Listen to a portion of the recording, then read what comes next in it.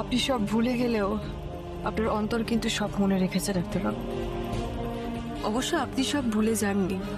অনুরাগের ছোঁয়া ধারাবাহিকের আজকের পর্ব। ধারাবাহিকের শুরুতে আমরা দেখতে পাই পূজা মণ্ডপের অনুষ্ঠানে দীপা পাড়ার লোকদের বলে যেভাবেই হোক আপনারা মঞ্চ থেকে মানুষগুলোকে সরিয়ে দিন এবং ডাক্তারবাবুকে ওখান থেকে বের করতে হবে। অন্যদিকে আমরা দেখতে পাই বাঙালি গান গেয়ে অনুষ্ঠানটি শুরু করার জন্য অ্যানাউন্সমেন্ট করা হয়। সেখানে ডক্টর সূর্য সেনগুপ্ত বাঙালি গান গেয়ে বাঙালি গানের মাধ্যমে অনুষ্ঠানটা শুরু করেন।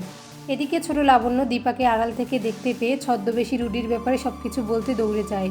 তখন এই রুডি এসে লাবণ্যকে ভয় দেখায় এবং বলে, পাকা বুড়ি, তুমি অনেক পাকা হয়ে গেছো। তুমি যদি সবাইকে সবটা বলে দাও তাহলে কিন্তু আমি সবাইকে শেষ করে দেব। তখন লাবণ্য মনে মনে ভাবে, এখন আমি কাকে বলবো, ভালো মাও তো এখান থেকে চলে গেল। এরপর সামনের মঞ্চে আমরা দেখতে পাই বিভিন্ন ধরনের নৃত্য পরিবেশন এবং বাঙালি গানের মাধ্যমে অনুষ্ঠান পরিচালনা করা হয়। অন্যদিকে আমরা দেখতে পাই রুডি লাবণ্যকে নিয়ে গিয়ে একটা রুমে আটকে রাখে এবং বলে, তুমি এখানে পচে মরবে, কাউকে বলার সুযোগ পাবে না। এদিকে পূজা মণ্ডপের নৃত্য পরিবেশন শেষে দীপা সূর্যকে পুজো মণ্ডপের অনুষ্ঠান থেকে নিয়ে যায় এবং বলে, আপনার সাথে আমার অনেক কথা আছে, আপনি প্লিজ গাড়িতে গিয়ে বসুন।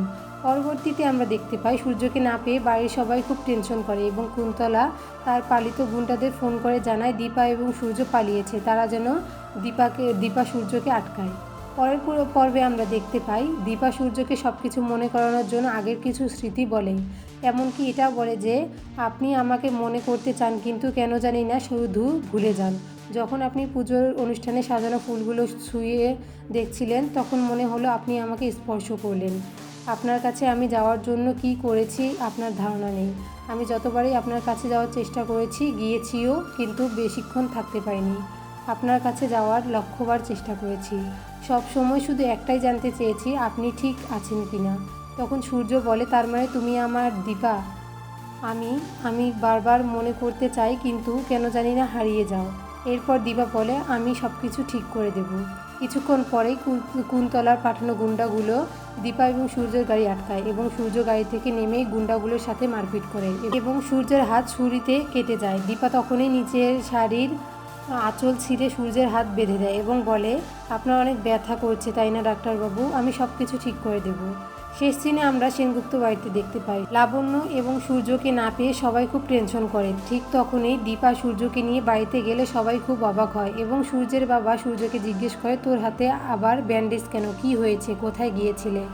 তখন সোনা এসে দীপাকে বলে, তুমি আমার বাবাকে ছেড়ে দাও। তখনই সূর্য সোনাকে ধমক দিয়ে বলে, তোমার সাহস তো কম নয়, তুমি আমার সামনে আমার স্ত্রীর গায়ে হাত তুলছো। সূর্যের কথা শুনে বাড়ির সবাই সূর্যের দিকে ফ্যাল ফ্যাল করে তাকিয়ে থাকে।